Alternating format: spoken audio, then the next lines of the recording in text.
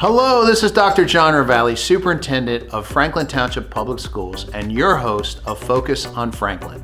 The Spring 2022 episode reflects on the many ways our district has promoted student voice in our schools. From our youngest warriors, including the students in our 3-year-old pre-K program, to our Franklin High School upperclassmen. Students are encouraged to make their own choices, share what's on their minds with caring adults, listen respectfully to the ideas of others, and in some cases use their passion to make change in their school community. Ready? Here we go. It is here to say, shout hooray. Let's begin with a look at our 3-year-old preschool program by visiting classrooms of a traditional pre-K class at Hillcrest School and the pre-K class at Franklin High School, which also provides an opportunity for our FHS students to observe and work alongside a class of preschool students during their elective class on child development. Wheels on the bus go round and round. The early childhood program has 3-year-olds and 4-year-olds. We currently have 5 classes of 3-year-old students and 28 classes of 4-year-old students in the district. Look at how pretty. Good job, girl. So the program has grown over the last 6 years because we had obtained a grant to expand the program. So we're under preschool expansion for the state. And each year we've been able to add more classrooms because of this grant. With pre-K 3, I think it's so interesting, and I think with pre-K just in general is, I personally think that that's where you see the most growth, you see the most flourishing, you see the most learning, in my opinion. Although you're not always teaching them ABCs or 1, 2, 3s, I believe that I'm teaching them lifelong skills. I think it's important that we educate the 3 and 4-year-olds because research has shown that children do better later in life that start out earlier in school. It gives them a foundation of community, foundation for learning. It gives their families a sense of community. And when everybody buys into how important this is, then they understand that children will do better in life. All right, my friends, I am sitting crisscross applesauce and staying quiet too. My hands are in my lap and my eyes are on all of you. Oh, is that crisscross applesauce with your hands in your lap? I don't think so. The kids come in, I say hello, they usually run and give me a big hug, which I love, and then they immediately go and put their stuff away. They'll put their stuff away, they'll go to the bathroom, and then once they go to the bathroom, they know they go to the rug. We do table toys after that, then we'll have some breakfast, we'll move into morning meeting, and that's where they really start their day. So how do we start every morning meeting off when we do? The difference between a 3 and 4-year-old program is really not that much. The curriculum is the same. We use the high scope curriculum. A significant portion of the day for both 3s and 4s is the plan, do, review, which is playtime. Gotta make them a cage. We call it work time in pre-K, but work time is playtime. So the plan, do, review process helps children to plan their activities, to work on their activities with the materials that are in the classroom, so everything is hands-on, and then to reflect at the end when the teacher asks the question, what did you do today? They get to tell about what they did, what they built, who they played with. The high school curriculum, I believe, would prepare children for many things in the future because we do a lot of things together as a team and as a class. And I feel like that's one of the biggest things that they get from preschool is when they come in, everything is me, me, me, mine, mine, mine. And by the time they leave, they've really learned to not only share, but to offer and to be empathetic to their peers and really develop a whole community. Coaches are an integral part of the program. They assist the teachers. As a preschool coach, you wear many, many hats. I can bring supplies to them when needed. I can help with behavioral issues if they're having behavioral issues with individual children. I can help with classroom management strategies. If they don't understand a part of the curriculum or say they want to expand something like they're not real comfortable in introducing more science to pre-K because that could be tricky, I can go in and do a demo lesson for them. Absolutely anything they need, I'm their go-to person. Yeah, they go real fast, right? Oh, it was hiding in there. Thank you.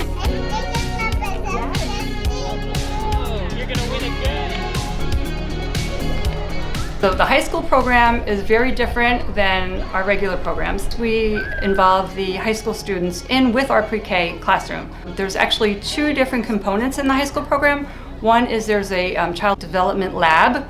They come in, they do some observations, mostly during PDR, which is our plan to review time or center time. They get to know the children. It's great because our children benefit as well because they get a lot of one-on-one time with their special buddy. Well, it's so much fun. It's teaching me so many life skills, not only about how children develop, but about how we can interact with them, about how their emotions work, and it's preparing me for the future. Another component to the high school program is the independent study piece. So there are less, maybe this year I think there's 3 or 4 children that are involved in the independent study program. And those are the children that really think this is what they would like to do with their life. They would like to go on to college and possibly become a teacher. I was interested in taking this class because I think in the future I could potentially want to work with children. So I figured it was better to get some experience at an earlier age so that I know what I'm getting into in the real world. I need to see. Early education is so important, and the Franklin Township Public Schools District has been fortunate to expand this program over the last few years through increased state funding and the vision of district staff such as Dr. Brenda Sofield, Ms. Kathleen DeMoore, and their team of coaches, teachers, and paraprofessionals. We return to Franklin High School for our next segment and our focus on our new mentoring program, Operation Great Expectations. This program was brought to the district's attention by community leader Dr. DeForest Buster Soares Jr., who was familiar with the opportunities it can give to students. I've had a relationship with the Franklin Public Schools since I came to Franklin back in 1990. Whether it was tutoring, mentoring, some kind of activity, we've always been supportive of public schools. We've always been supportive, especially of teachers. We have always checked on kids' academic status, and at our church, we would check report cards. I mean, there are kids today who just remember me because I checked the report cards. And as the years unfolded through our Community Development Corporation, we had an after-school homework club. We did an alternative school in the basement of our church. And so the OGE program today is really just the next step in an evolution of building a relationship between not only my team, my organizations, but our community and the public schools. This program allows our students to connect with members of the Franklin community, some of whom are Franklin graduates, to discuss what is going on in their lives and their plans for the future. So being a mentor that attended Franklin High School is important because I know the school. I'm homegrown, you know what I mean? Like I'm a product of the high school, so I'm not a finished product yet, but I am a product of what you can become once you leave Franklin High School. I think graduating from Franklin High School allowed me the opportunity to come in with some knowledge, whether it's knowing the principal, the teachers, the coaches. I've been able to kind of approach things in a different way because I can legit look at a student and say, well, I had that teacher. This was my principal. This is who, helped me. So being able to relate those kind of messages and have that rapport within the building, I think has been really useful and helpful, just getting across to the kids and also in communication with the teachers and administration as well. As with other successful mentorship programs in our district, having a person to speak to who can understand where you come from is important. We have another office located on Franklin Boulevard where a lot of our students enjoy going to because it exposed them to just what the professional work office could be and aspirations they can just aspire to become. They have been there for me through my roughest days at school. They've helped me with college applications, been there for me when I've gotten denied, gotten accepted. They just were there for me. Being a young adult, there's just so many things going on in your life. And parents are great and you can have really good parents, but there's still sometimes that person or those people that kind of you feel a little more comfortable, you know, discussing this with. You know, I might discuss this with you and I might explain this. You might, you know, understand this a little better.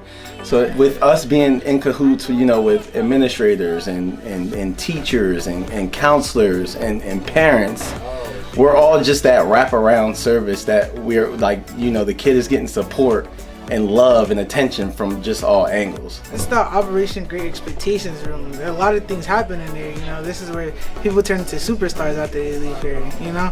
Everybody in here is great people. They're amazing people. They treat us kindly. We treat them with respect.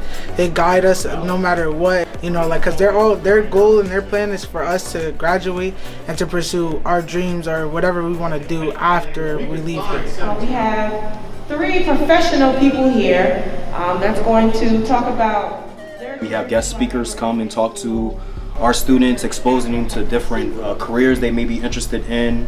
For our students that are dealing with a lot of behavioral and conduct issues, we have guest speakers come and just give them the realities of what can happen in the future if they don't try to change their mindset now and get back on the right track. Since my son has been in a program, they have made him mature.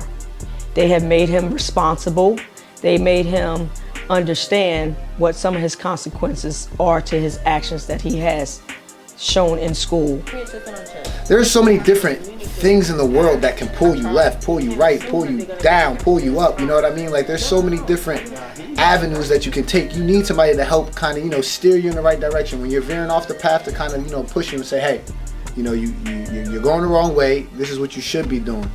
I think what makes OGE different is that we have the opportunity to meet with students in school, outside of school, communicate via text, Zoom. So there's a lot of communication going on, and I think you get to know the kids in a better way rather than the traditional 1 month, 1 week kind of deal. Our phones are on 24 hours at a time. You know, the kids, the parents, anyone can reach us at any time. It could be the weekend, it could be nighttime, you know, and we try to meet with the kids as much as we can. You know, you see them on the regular, so you build more than just that mentor bond. You build like the big brother, little sister bond. You know, like they're not just a regular mentor anymore. It's kind of more like family. I would say almost all of our students in the OGE program have real leadership potential. And so part of our mission is to help young people identify the strengths and the talent that they have and the positive ways they can use those strengths and that talent for outcomes that benefit them, their families, and the entire community.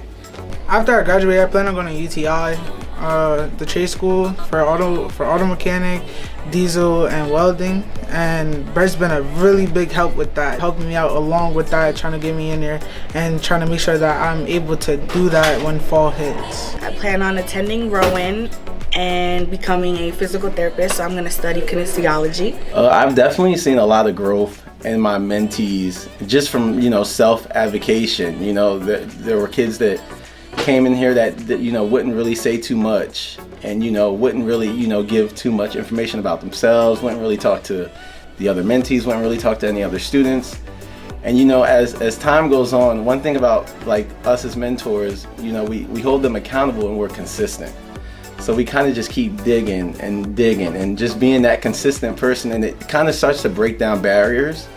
So then they come in and they I don't even think they realize that they're actually evolving.